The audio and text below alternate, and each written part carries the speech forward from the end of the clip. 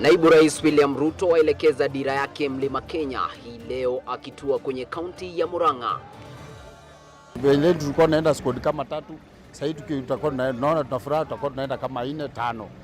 Wasafiri wanaotumia barabara ya Eastern Bypass wana sababu ya kutabasamu baada ya serikali kutoa ufadhili wa kutosha kuikarabati na kuipanua barabara hiyo. Hernandez, Dennis! Oh, they've got another one!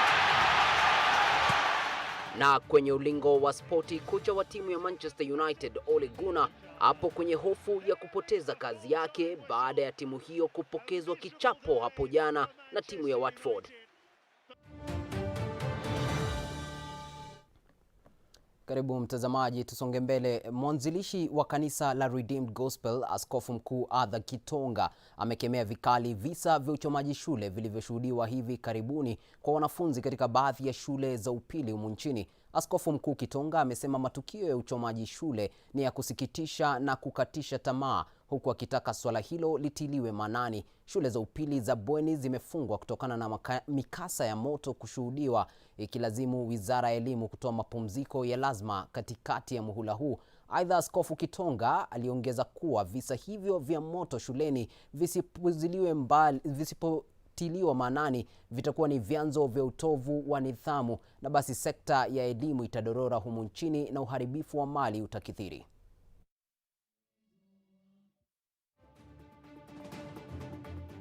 What has spread across the nation is that we need to advise the parents to try to lead their children in peace and tell them how they should behave, and to have a character of good children who can know, because there are a few who are misleading others, maybe, scattered here and there, who have that spirit of misleading other children.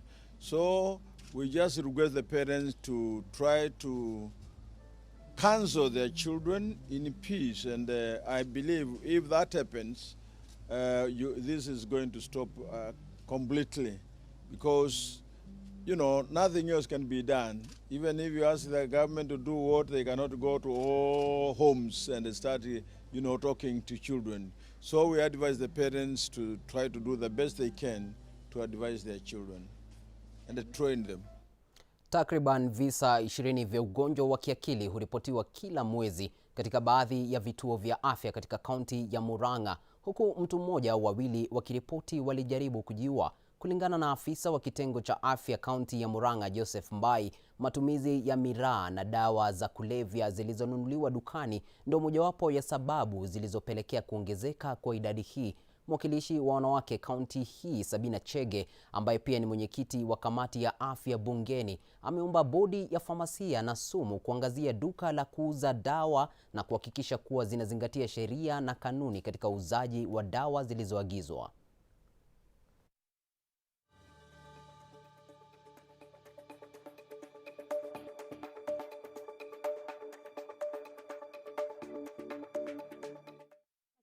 Board regulates and actually do a random check to our pharmacists.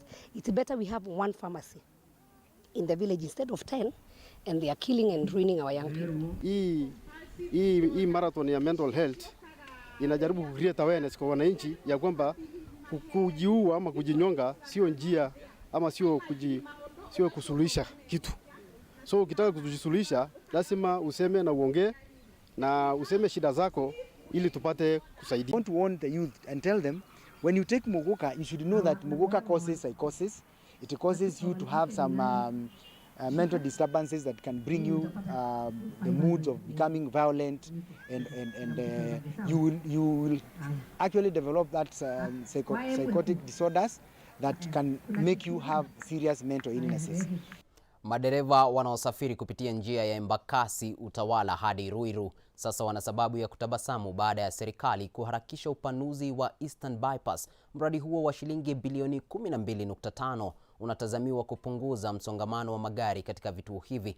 Wafanyabiashara walikaribisha upanuzi huo wakisema utakomesha mfungamano wa magari ambao umekuwa ukiwakatisha tamaa wawekezaji na wapangaji kuhamia kwenye vituo vilivyo karibu na eneo hili. Barabara hiyo ambayo imetengenezwa na kampuni ya Kichina ni miongoni mwa miradi mingine ambayo serikali imewekeza pakubwa katika mpango wa kukamilisha barabara mjini Nairobi.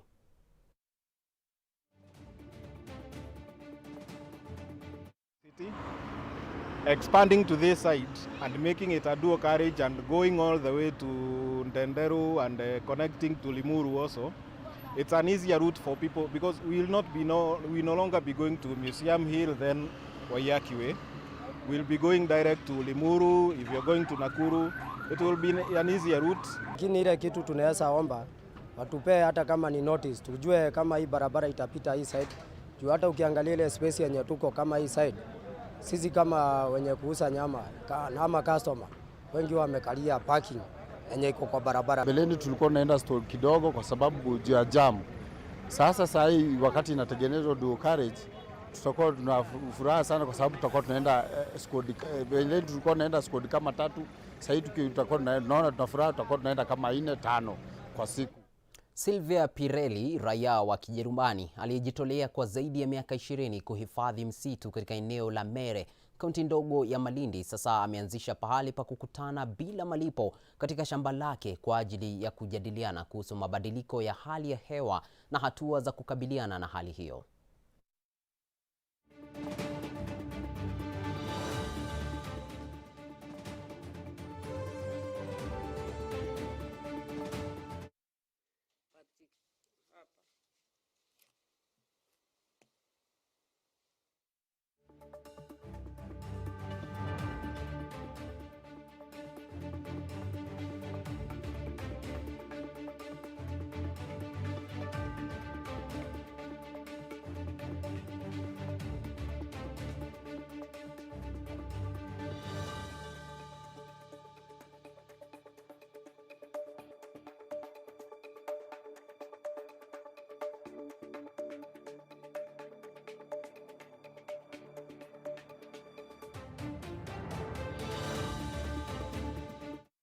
Sit together and discuss, brainstorm before another disaster like the Komaza trees will happen and a lot of drought will happen in this area, as you have seen. We have all these challenges, and I really would like to help us. I would want the water people.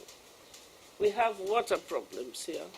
And you can imagine when the forester is giving me 200 trees to plant, nice Sawati, it was very nice, but we have to carry water every day to help until they are our size. Muungano wa vipofu nchini umeagiza chama cha IEBC kuleta vifaa vitakavyorahisisha upigaji wa kura kwa kugusa tu ili kuwasaidia watu wasioona vizuri kuwa na wakati mwepesi wanapopiga kura. Muungano huu ukisaidiwa na wafadhili waliweza kuwapa vipofu zaidi ya 200 vijiti vilivyo na teknolojia ya kurahisisha kutembea kwao. Muungano wa wanaoishi na upofu nchini pamoja na wafadhili wamewapa usaidizi vipofu zaidi ya watu 200 kwa kuwapa vijiti vya kutembea ambavyo vimetengenezwa kwa teknolojia maalum ya kurahisisha kutembea kwao. Vifaa hivi vinasemekana kusaidia sana wakati wa kupiga kura. We started our distribution in Kisumu, where we distributed white canes, digital white canes, then went to Nakuru yesterday, and today we are here in Nairobi. So these white canes have been inspired and brought to us by a spiritual benefactor, Pujya Shri Vrajraj Kumar Mahadeshri, who is based in India. Not just your ordinary canes, they are smart canes.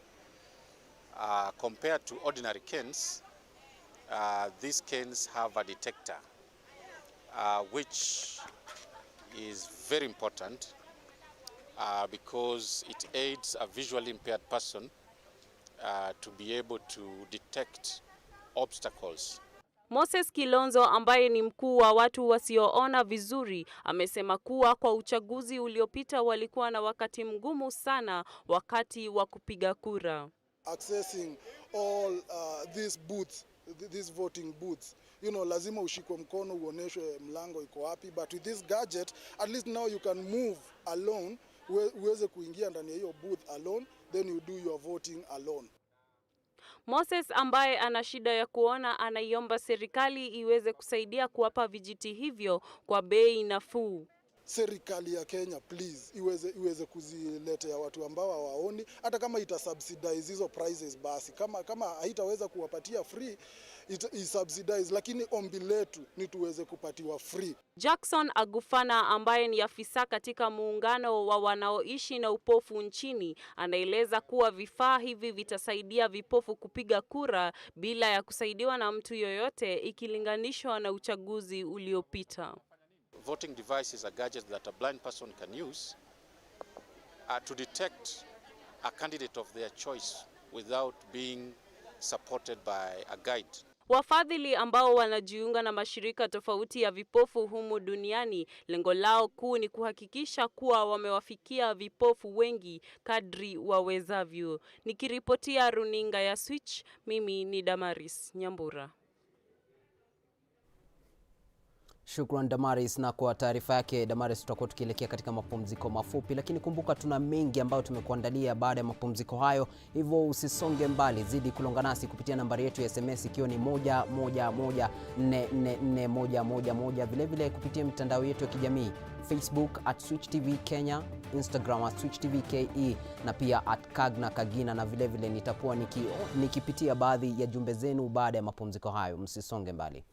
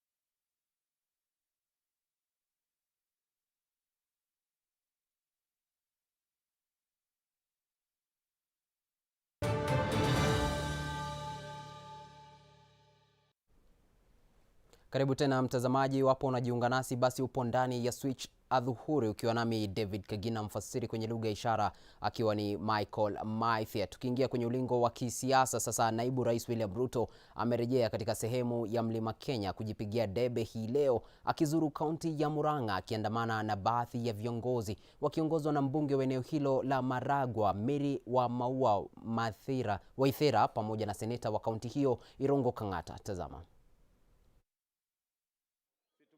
Pamoja. Tulichaguliwa pamoja na Wamaua. So sisi nyuma ya Rais Uhuru Kenyatta, sisi wote ni team moja. Hakuna problem. So watu watulize maneno. Adulam. Unajua alienda pale akasumbuliwa kidogo, alafu Mungu akampatia watu wapo. Walikuwa ni watu wenye madeni, wengine wako na shida mingi, lakini akamwambia hii ndio jeshi yako sasa itakusaidia. Wale wadauti tu ni kama hawa mahasla hawa, unaona wanapiga kelele. Na tukisalia kwenye siasa, kinara wa ODM Raila Odinga yupo kwenye ziara yake kwenye kaunti ya Kakamega. Tutakuwa tukikuandalia taarifa hiyo kwenye habari zetu za hapo baadaye, ikiwa ni saa 1. Usikose kuungana nasi. Tukisonga mbele, zaidi ya hifadhi 80 za watoto Ruai kaunti ya Nairobi zimepokea Krismasi ya mapema. Kando na sherehe hizi, viongozi wamemrai gavana Ann Kananu kumalizia ujenzi wa taasisi ya kiufundi Ruai ambayo ilinuiwa kuwa kituo cha marekebisho ya watoto wa mitaani wa Nairobi. Shilangetich ametuandalia taarifa hii. Kwa watoto hawa ni furaha iliyoje, sherehe za mapema huku msimu wa Krismasi ukiwadia, hifadhi hii ya watoto ya Ruai ikiwa ni nyumbani kwao. Zaidi ya hifadhi 18 za watoto Ruai kaunti ya Nairobi walituzwa kwa Krismasi ya mapema na kikundi cha vijana wa Lords of Mercy Voices. Kulingana na school calendar, hatungeweza kuifanya mwezi wa Disemba kama vile tunafanyanga kawaida yetu. Ndio maana tukaifanya ikiwa Novemba, sababu sasa watoto wako midterm na tungependa mtoto wote amiss. Waanzilishi wa programu hii ya kupanga Krismasi ya mapema wakitaja kuwa wana wasiwasi kuhusu kufadhiliwa kwa watoto hawa kwa kupata makazi, vyakula na hata nguo. Wana mahitaji mbalimbali, lakini sana sana chakula, mavazi, chochote ulichonacho unaweza taka kushare pamoja nao itakuwa ya baraka. Aidha, wamemsihi gavana Ann Kananu kukamilisha ujenzi wa taasisi ya kiufundi ya kuwarekebisha watoto wa mitaani ambao ulianzishwa na aliyekuwa gavana wa kwanza wa Nairobi Evans Kidero huko Ruai. Project ni ya kutoa watoto kwa streets, wale ambao wamemaliza hata mashule ya primary school, wale wamemaliza hata secondary school. Iwekwe TVET mzuri mahali pale. Wakitoka transition ndio kitu ya maana. Mtoto akitoka form 4 ako na kazi ya kujifanyia ya mikono. Lakini kwa sasa watoto hawa wanatamani tu muda huu usalie kuwa muda mrefu. Shilangetich, runinga ya Switch. Wakenya wawili kati ya 100 wanaugua kifafa. Hali hii ikiwa juu zaidi eneo la mashambani ikilinganishwa na mjini, kulingana na kamati ya kitaifa ya uratibu wa kifafa. Hii imepelekea kuwepo kwa haja ya kuboresha matibabu na huduma kwa wale wanaoishi na ugonjwa wa kifafa nchini. Ripota wetu Lemayan Kefaletina anatuletea taarifa hiyo ya mafanikio wa mabingwa wa kifafa nchini. Kama aina mojawapo ya magonjwa sugu ya ubongo nchini Kenya na katika nafasi ya 4 kote duniani, inakadiriwa kwa 2% ya watu ugua kifafa, na takwimu hii huenda ikazidi. Maumivu, machungu, majeraha na kutengwa ambao huandamana na ugonjwa huu wanaoelewa vyema ni waathiriwa wa ugonjwa huu wa kifafa. Because of the stresses and strains of preparing for my KCP, that's when I had my first seizure. Alitoka juu ya nyumba. Tulikuwa tunaishi kwa gorofa, akatoka kwa gorofa akaanguka. Alipoanguka sasa ugonjwa ulianzia hapo. Kutokea hapo kuanguka kwa hiyo gorofa, akawa sasa ametibiwa hospitali, amemaliza, lakini bado akawa sasa yuanguka kila siku. Hii mdomo unaona, alikuwa akapasuka mdomo, akawa hawezi kuongea vizuri. Alikuwa akiongea vizuri Morris, ni mkono tu ndio ulikuwa uko hivi. She was so hyperactive and she was actually suffering because in a day she could fall not less than 10 times. In fact, the head was totally deformed. Zapakuliwa chakula. Sasa unaangalia huku, huyu hatawezi kula. Mara ndio amezimia na mpaka kizimia anakojoa, unaona tumbo imeshikana hivi, mtoto amekauka. Hauna dawa yote kwa mkono, hakuna chochote ambayo unamsaidia. Changamoto za kupata huduma za matibabu si haba, haswa katika kaunti ambazo ni vigumu kupenya na kufikisha huduma maalum. Kama huko Tana River kwa kwetu haipatikani kabisa. Hata hii dawa nikiambiwa nenda nunua tembe 2, huwezi pata na pesa. Mashujaa zaidi ya hadithi yao hii leo. Ann Nyambura ni mfanyikazi wa kijamii, Sam Kiwinda ni mcheza santuri tajika, naye Ramadhan Nyongesa ni mpiga picha.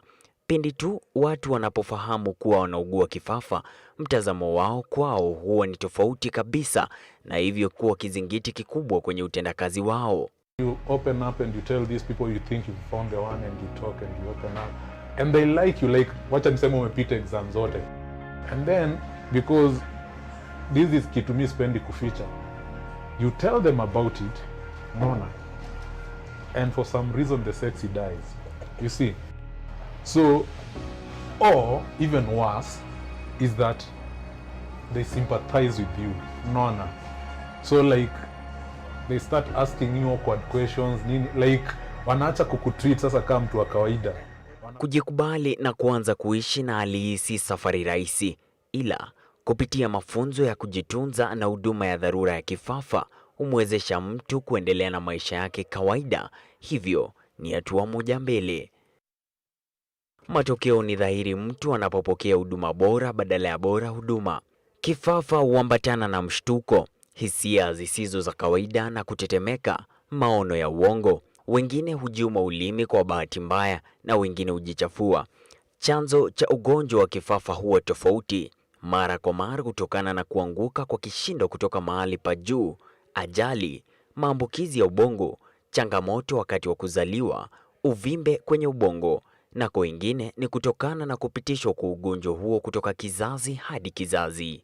So many types of epilepsy, so many syndromes of epilepsy, and the clinicians need to understand that a blank stare in a child could be 2 different types of epilepsy requiring 2 different medication, and that is what we tell the doctors. That is what we do when we go for trainings of the doctors. Tabibu wa Neva Kioi anaweka wazi kuwa changamoto katika huduma ya kifafa ni nyingi, ikizingatiwa kuwa Kenya na matabibu wa Neva wasofika 50. Left to medical practitioners of all cadres from all levels of medical services, but we soon recognized very early on that the services are inadequate. Kupitia mabingwa wa ugonjwa wa kifafa na hata filamu za kuhamasisha zaidi, miungano imebuniwa, miundo msingi kuwekwa tayari na huduma za afya kuboreshwa. Hii leo zaidi ya wagonjwa 700 wanaweza tembelea zahanati na kupata huduma bora wanaohitaji. Kuashiria ndio mwanzo tu, mkoko unaalika maua. Recently we even reduced our prices for epilepsy medication by about 70% because we don't want to leave any patient behind. We want these patients to enjoy a good life. So the original carbamazepine has now gone down from 1,000 shillings to about 400. Lakini kando na hayo, washikadau tofauti wanashikilia kuwa mengi yanafaa kufanywa kufikia lengo la uboreshaji wa huduma za matibabu ya ugonjwa wa kifafa. Letina Kefa Lemayan, runinga ya Switch, Nairobi. Bila shaka ni makala ya kutia moyo kwa wale waliofanikiwa na kuwa mabingwa wa kifafa. Tukisonga mbele, taifa la Misri linaandaa jiji la kipekee kama mojawapo ya mipango ya kiuchumi ya Riwaza ya mwaka 2030. Jiji hilo litakuwa takriban kilomita 50 kutoka jiji kuu la Cairo, ambalo litachukua ardhi ya mita mraba 500. Daniel Kariuki na taarifa kamili. Huu ndio taswira ya mkandarasi mkubwa zaidi wa serikali ya Misri iliyopewa kwa kampuni ya Kichina. Jiji hili linalojengwa litajumuisha zaidi ya jengo 20 kuu pamoja na jengo 12 ya maofisi na majengo 5 ya kuishi na hoteli 2 za kifahari pamoja na jengo moja wenye urefu wa mita 385.8 ambayo itakuwa ni jengo refu zaidi kwenye bara la Afrika. Ujenzi wa mnara wa Ikoni kunajumuisha mbinu nyingi za hali ya juu ambazo ni muhimu kwa majengo ya juu sana, kama vile mbinu ya kupanda. Tunaweza kusimamia ratiba ya ujenzi wa jengo la ghorofa moja kwa siku 5 hadi 6, ambayo inavutia sana linapokuja suala la majengo ya juu kama haya. Kampuni hiyo ya Kichina ambayo imefanya baadhi ya ujenzi Misri kwa zaidi ya miaka 40 inatarajia kuacha alama kwenye historia ya Misri. Kandarasi ya ujenzi huu ulipigwa sahihi mwezi Januari mwaka 2016 na ukaanza kujengwa mwezi Machi mwaka 2018 ukitarajiwa kukamilika mwaka 2023. Ujenzi huu pia umesaidia kwa ajira kwa vijana baada ya kuajiri wakazi wa Misri zaidi ya 30,000. Nadhani BRI ni faida ya umma ambayo China inatoa kwa watu wote. Ni faida ya umma ambayo inanufaisha nchi zote zinazohusika. Kulingana na takwimu, ujenzi huu umeboresha uchumi wa Misri na pia umeboresha makampuni ya ujenzi nchini humo. Daniel Kariuki, Runinga ya Switch. Na sasa mtazamaji, tujitose kwenye ulingo wa spoti ambapo vigogo Chelsea waliwagaragaza na kuwabamiza Leicester City mabao 3 kwa bila ugani King Power katika mechi ya ufunguzi ya ligi kuu Uingereza